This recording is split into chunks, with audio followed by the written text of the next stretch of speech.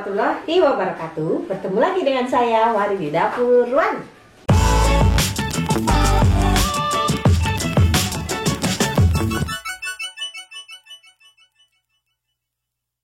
Pada video ini saya mau mengajak teman-teman untuk membuat nastar klepon.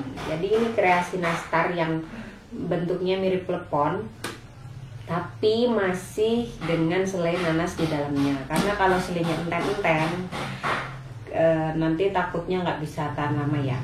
Jadi di sini saya akan menggunakan bahan-bahan seperti ini.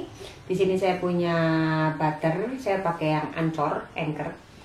Ini nanti kita pakai separuhnya, sekitar 100. Ini kan 227, sekitar 113.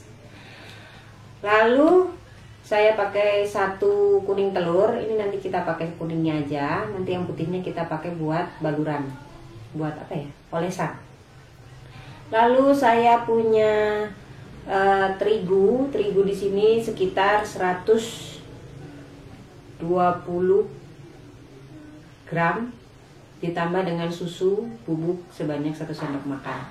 Lalu ada gula halus sebanyak 25 gram. Ini tergantung selera aja. Lalu di sini saya punya kelapa parut. Lalu ada selai nastar. Ya, langsung aja step pertama. Jadi step pertama saya akan menggulung atau mengindil-indil ini selai nastar. Jadi saya punya sendok takar di sini yang ukuran 1 mili. Sebenarnya ada yang ukuran di atasnya ini sekitar 2 atau 2,5 mili, itu harusnya pakai yang itu, cuma karena punya saya hilang, saya akan pakai ini 2. Jadi 1 indil-indil adalah 2 sendok ini.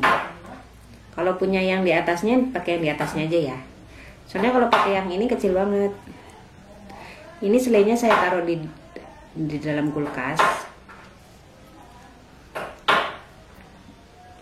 Jadi kalau mau bikin nastar sebaiknya diindil-indil dulu selainya, terus ditaruh di kulkas. Ini seperti ini, taruh di kulkas. Nanti jadi kalau sudah mau dipakai, tinggal bikin adonan nastarnya aja.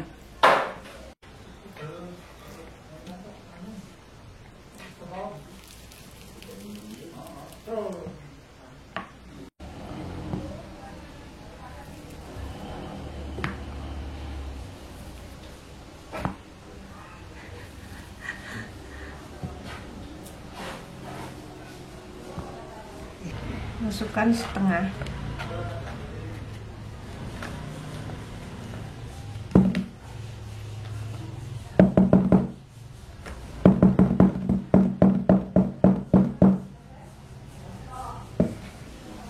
Masukkan gula halus.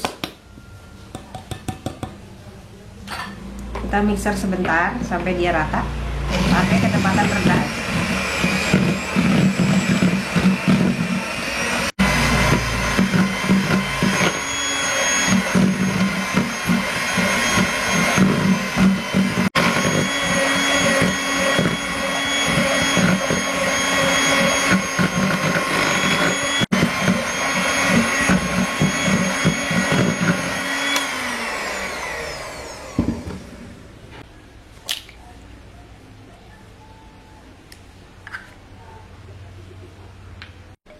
Masukkan kuning telur, lalu mixer sebentar aja sampai nyampur.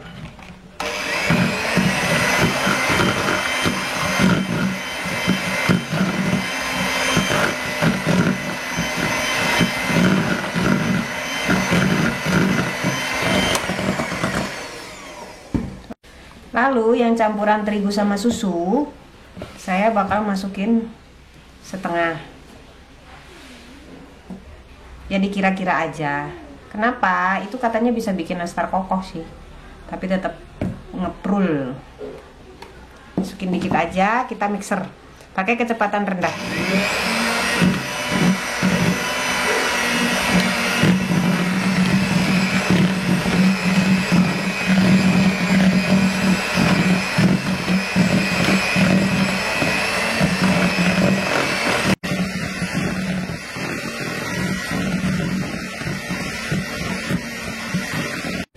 lalu sisanya dimasukin semua. Terus kita aduk deh. Kita aduk.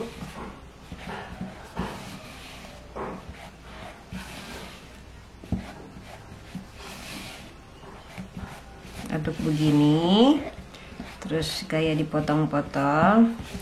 Jadi kenapa di mixer? Nggak usah takut di mixer, yang penting jangan sampai ngembang banget. Dia paling lama sekitar 30 detik sampai 1 menit aja. Mixer gula dan butternya. Dan sebenarnya butter itu enaknya dimasukin ke kulkas dulu sebentar, jadi nggak blenyak banget kayak tadi. Ini nggak usah khawatir lama-lama, ini adonan ini kalau kita indel-indel dalam jumlah banyak, butternya itu lama-lama nggak kerasa lengket. Ini enaknya kalau di mixer begini, nanti dibentuknya lebih gampang.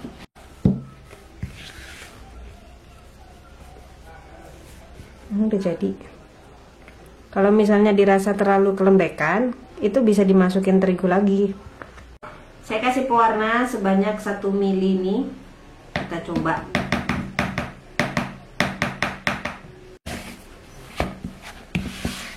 Kalau nambahin apa namanya? Nambahin terigu jangan langsung banyak ya. Karena nanti kalau dia sudah agak didiemin agak lama gitu, sebenarnya dia bakal mengeras, nggak lembek banget. Ini jangan terlalu diuleni, takutnya nanti malah jadi keras. Ini sudah tercampur, jadi lebih baik dia ngasih pewarnanya pas nge-mixer, pas campur sama telur. Jadi dia lebih gampang untuk apa namanya, mencampur pewarnanya itu ya. Kalau dicampur setelah jadi begini dia agak susah. Kita akan ngasih pewarna sedikit aja ya, ke ini, apa ini namanya, putih telur, supaya nanti olesannya nggak coklat banget, jadi masih ada kesan hijau-hijaunya. Ini saya pakai putih telur, nggak pakai kuning telur.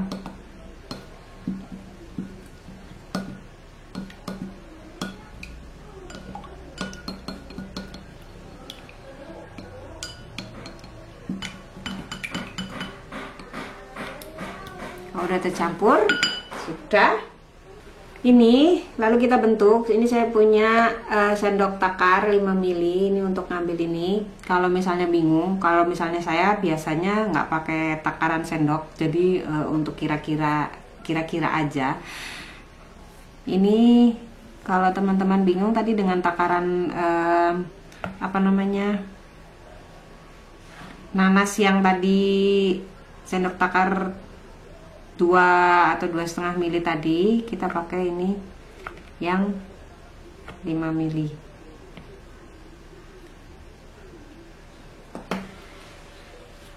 Kita bundar, kita planet. Lalu kita ambil pakai tusuk gigi. Kenapa pakai tusuk gigi? Soalnya nanti kalau kita ngambil pakai tangan dia pasti lengket. Lalu kita tutup. Tuh. Jadi kalau di mixer dulu tadi itu menggampangkan pada saat kita membentuk, tuh langsung cantik. Ini kita masukin ke putih telur, lalu kita taruh begini dulu, lalu kita ubur-uburi dengan kelapa kering seperti ini jadinya. Kita taruh agak di planet dikit,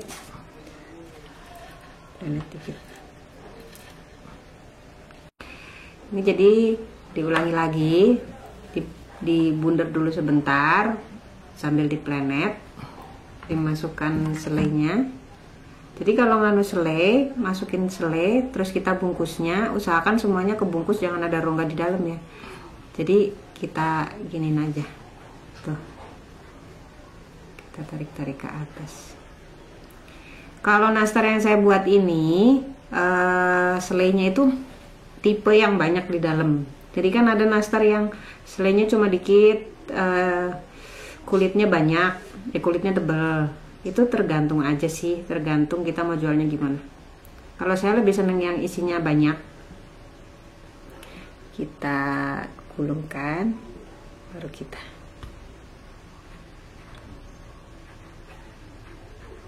ya, siapkan tisu di sebelah ya untuk mengelap tangan kita. Emang sedikit repot, tapi insya Allah jadinya memuaskan.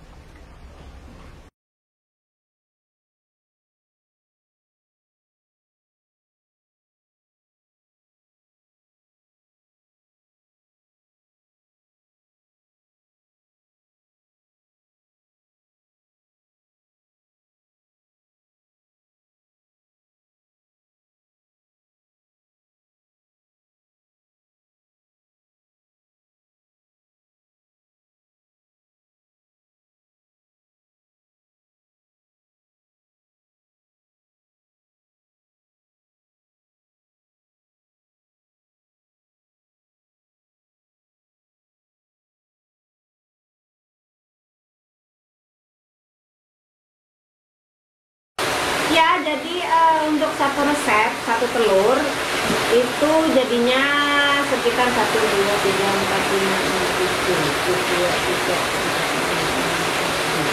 sekitar 49 kurang 2 lah. Nanti kita timbang hasil jadinya berapa gram. Ini untuk satu resep, satu telur. Jadi nanti kita panggang sekitar ya 30 menitan pokoknya sampai dia matang. Nanti ya saya akan perlihatkan bagaimana dia matang. Ini akan saya taruh rak tengah dan dengan api yang kecil dan dengan lubang atas dibuka.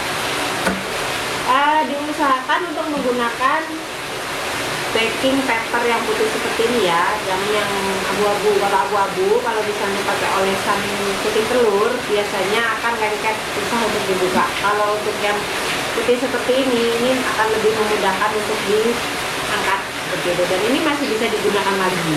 Jadi untuk memanggang lagi masih bisa untuk berkali-kali seperti itu.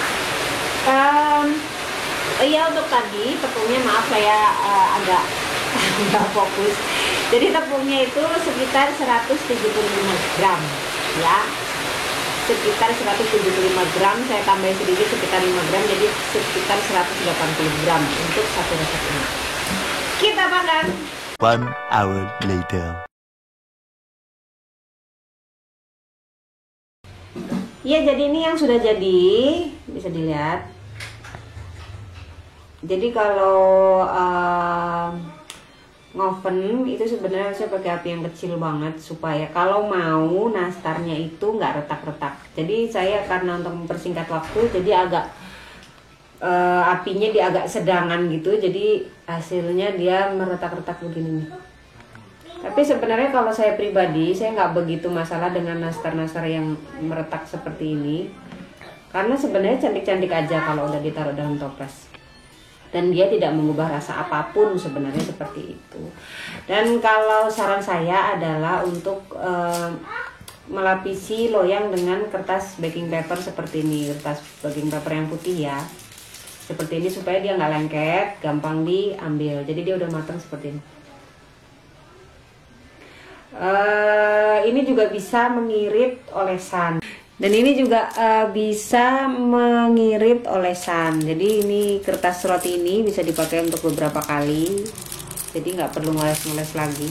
Sebenarnya kalau untuk nastar sendiri itu, kalau dia olesannya nggak sampai bawah-bawah ya. Kalau ini kan saya olesin penuh, takutnya nanti nempel kalau nggak dilapisi. Tapi kalau misalnya untuk nastar biasa yang olesannya nggak nyampe bawah, sebenarnya nggak usah diolesi juga nggak apa-apa. Tapi ini karena saya pakai olesan putih telur, takutnya dia cenderung nempel ke loyang, jadi saya saya lapisi dengan seperti ini baking paper. Untuk terigunya tadi saya sedikit nggak fokus. Untuk terigunya adalah 180 gram. Saya pakai 180 gram. Kemudian untuk selai nanasnya itu saya pakai 200 gram. jadi sekitar 200 gram. Untuk kelapa parutnya itu nggak begitu banyak ya, jadi sekitar 10 sendok makan mungkin sudah bisa untuk melapisi satu resep ini. Jadi jadinya seperti ini. Untuk packagingnya, ini saya punya toples di sini. Ini saya cuma akan mencoba memasukkan ini ke dalam sini, apakah isinya penuh atau tidak ya. Jadi ini sebenarnya masih hangat. Kalau saran saya harus menunggu dingin dulu baru dimasukkan ke dalam, supaya dia nanti nggak cepet jamur dan tetap renyah.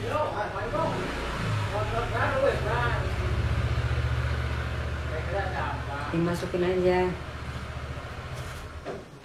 Jadi saya kalau bikin nastar, bagian atasnya sering saya tenet itu tekan gitu supaya pas nyusun dia gampang, nggak susah.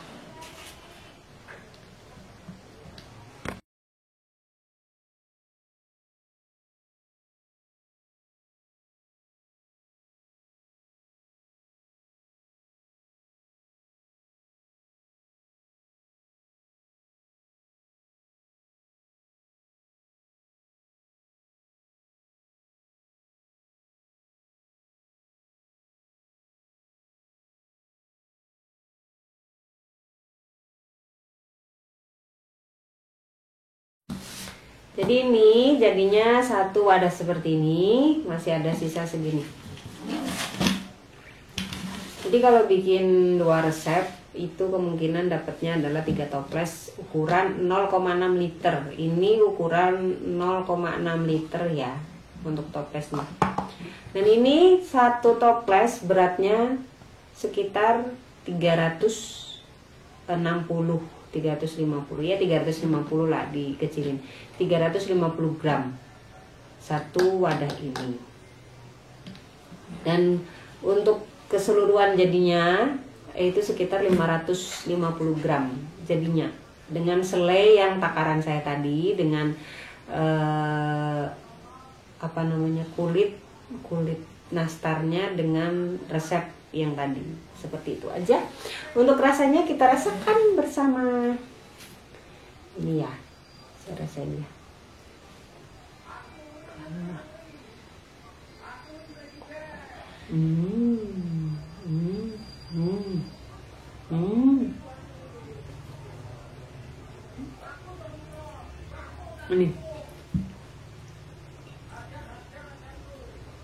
Ini isinya banyak ya. Jadi tergantung teman-teman mau isinya banyak apa mau isinya dikit. Mau dikurangin juga bisa, tergantung sama teman-teman. Kalau saya cenderung isinya banyak. Ini rasanya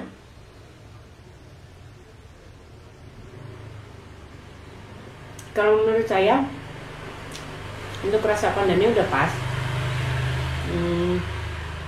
Untuk manisnya juga udah pas. Dan untuk kelapa keringnya ini dia memberikan sensasi rasa-rasa kelapa gitu yang seger. Dia ada rasa pandan, ada rasa kelapanya tuh. Ya sih rasanya nggak kayak klepon ya, tapi rasa pandan sama rasa kelapanya itu ternyata enak untuk dicampur dengan selai nanas. Ini untuk nastar, kulit nastarnya ya, ini nge-pure banget. Nih, bisa dilihat nih, ini nge-pure banget, ini nggak keras.